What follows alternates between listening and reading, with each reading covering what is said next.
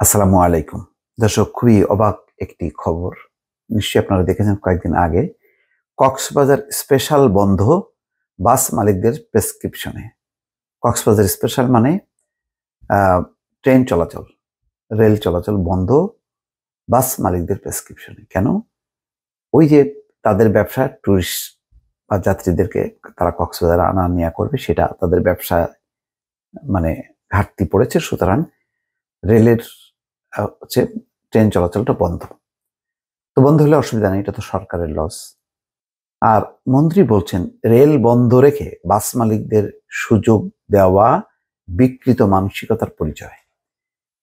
তাহলে রেল মন্ত্রী এক কথা বলছেন আর বাস মালিকরা মুখোমুখি, এবং বাস মালিকরাই তাহলে জয়যুক্ত। আসলে প্রকৃত সত্য কোনটা, এটাই মুশকিল।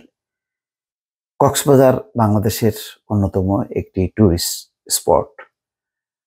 অনেক দিন থেকে, অনেক বছর থেকে বিভিন্ন সরকারের চেষ্টা যে কক্সবাজারকে আন্তর্জাতিক মানের একটা ট্যুরিজম সেক্টরে রূপ নেওয়া বা ট্যুরিস্ট স্পট হিসেবে গড়ে তোলা।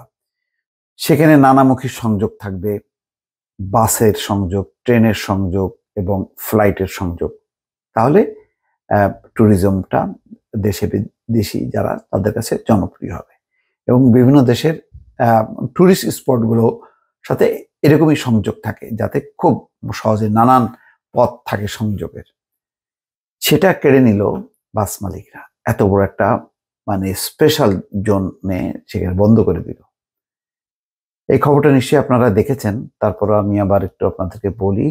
বাস মালিকদের প্রেসক্রিপশনে চট্টগ্রাম রুটে চলাচল করা কক্সবাজার স্পেশাল ট্রেন বন্ধ করা হয়েছে বলে অভিযোগ তুলেছেন বাংলাদেশ যাত্রী কল্যাণ সমিতি। অবিলম্বে জনপ্রিয় ট্রেন সার্ভিসটি পুনর্বহাল করার দাবিও তারা জানিয়েছে। অন্যথায় এই পথের যাত্রীদের নিয়ে বৃহত্তর আন্দোলন গড়ে তোলার হুঁশিয়ারি দিয়েছে সংগঠন। এটা কি সংগঠনের ব্যাপার? এটা তো সরকারের মান সম্মানের ব্যাপার, যে ট্যুরিজমকে ডেভেলপ করার জন্য এই যে চলাচলটা মানুষের, যাত্রীদের, ট্যুরিস্টদের, অদ্ভুত ব্যাপার। রেলওয়ের মহাপরিচালক বলছেন মূলত ইঞ্জিন ও জনবল সংকটের কারণে সাময়িক সময়ের জন্য ট্রেনটি বন্ধ রাখা হয়েছে। অন্য কোনো কারণ নেই। ঈদের সময় ট্রেনটি আবার চালু করা হবে। গণমাধ্যমে পাঠানো এক বিবৃতিতে মোজাম্মেল হক চৌধুরী বলছেন, যাত্রী কল্যাণ সমিতির মহাসচিব, 10 থেকে 12,000 কোটি টাকা ব্যয়ে রেলপথ নির্মাণের পরে শুধু রাজধানীবাসীকে সুবিধা দেওয়ার জন্য ঢাকা থেকে কক্সবাজার 2টি ট্রেন সার্ভিস চালু হয়। এ নিয়ে স্থানীয় বাসিন্দাদের মধ্যে ক্ষোভের সঞ্চার হয়। পরে এলাকাবাসী দাবির মুখে ঈদুল ফিতরের সময় চট্টগ্রাম রেলপথে কক্সবাজার স্পেশাল নামে একটি ট্রেন সার্ভিস চালু করা হয়। সড়ক পথে নৈরাজ্য, সড়ক দুর্ঘটনা, অতিরিক্ত ভাড়া আদায়ের হাত থেকে মুক্তি পেতে যাত্রী সাধারণ সীমিত সুবিধার এই ট্রেনটির প্রতি ঝুঁকেছিলেন। অল্প সময়ের মধ্যে ট্রেনটি ব্যাপক জনপ্রিয়তা লাভ করে যাত্রী বান্ধব বাহনে পরিণত হয়। বিবৃতিতে বলা হয়, ট্রেন সার্ভিসটি ঈদের পর নির্ধারিত সময় বন্ধ হয়ে যাওয়ার কথা থাকলেও স্থানীয় রেল প্রশাসনের মাঠ জরিপ প্রতিবেদনের পরিপ্রেক্ষিতে ট্রেনটি চলাচলের সময়সীমা 2 দফা বাড়ানো হয়েছে।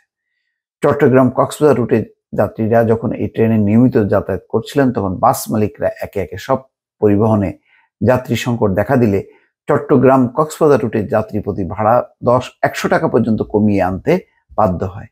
তারপরও বাসে যাত্রী না পাওয়ায় বাস মালিকরা রেল প্রশাসন কর্তৃপক্ষকে ম্যানেজ করে ফেলেছে এই রুটে করেছে বলে এই রুটের যাত্রীরা মনে করে। তো এখন মন্ত্রী কি বলছেন? এই যে পরিস্থিতিটা, মন্ত্রী কি বলছেন? যে রেল বন্ধ রেখে বাস মালিকদের সুবিধা দেয়া বিকৃত মানসিকতার পরিচয়। বাস মালিকদের সুবিধা দিতে চট্টগ্রাম কক্সবাজার রুটে ট্রেন চলাচল বন্ধ করা হয়নি জানিয়েছেন রেল পথমন্ত্রী বীর মুক্তিযোদ্ধা মোহাম্মদ জিল্লুল হাকিম। তিনি বলছেন, রেল বন্ধ রেখে বাস মালিকদের সুযোগ দেওয়া বিকৃত মানসিকতার পরিচয়। কোনো অবস্থায় রেল বন্ধ করে কাউকে সুযোগ দেওয়া হবে না। শনিবার রাজবাড়ীর পাংশা উপজেলা পরিষদ সামনে জেলেদের মাঝে এক অনুষ্ঠানে তিনি বলছেন যে প্রধানমন্ত্রীর নির্দেশে নতুন নতুন লাইন সংযোজন, বগি ও ইঞ্জিন আমদানি করা হচ্ছে। কিছু মানুষ আছে যাদের সফলতা ভালো লাগে না, যারা উন্নয়ন চোখে দেখে না, তাদের নিয়ে আমাদের মাথা ব্যথা নেই।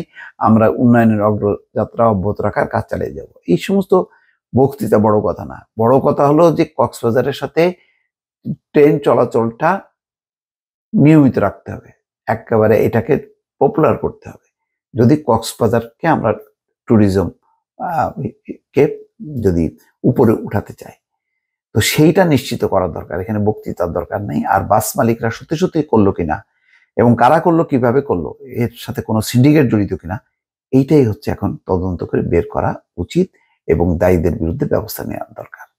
দর্শক ভালো থাকবেন। আল্লাহ হাফেজ।